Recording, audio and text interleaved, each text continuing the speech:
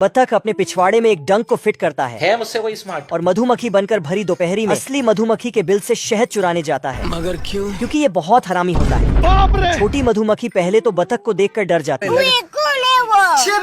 TikTok ये हो। लेकिन फिर विदेशी मधुमक्खी समझकर उसके स्वागत में एक प्याली गरम गरम शहद लाती है।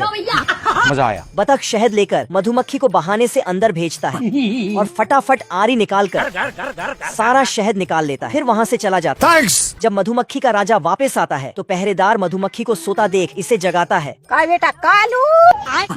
उधर से दूसरा मधुमक्खी दौड़ कर आता है और राजा को शहद के गायब होने का खबर देता है। तो ये पहरेदार मधुमक्खी को चोर समझकर उसे लात मारकर भगा देता है।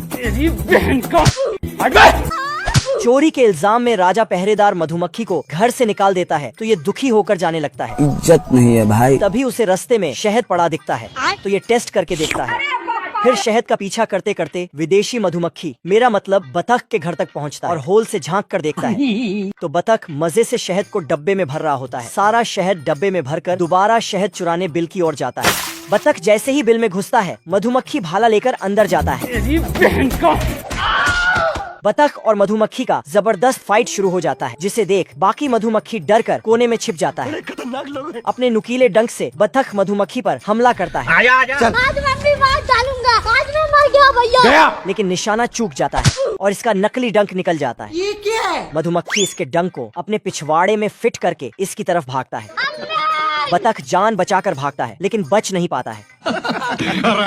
मधुमक्खी सबका सुपर हीरो बन जाता है। फिर सब मिलकर शहद पार्टी करता है।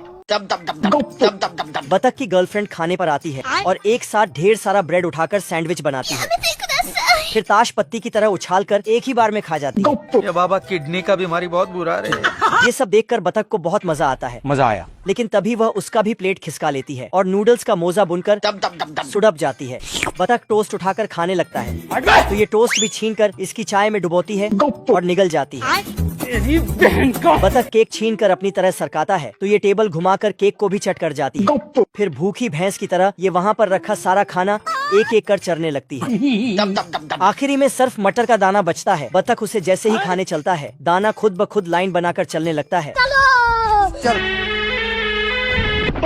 बतख जल्दी से पहिए वाली कुर्सी लाता है और खावड़ी भैंस को लाद कर बाहर फेंकता है।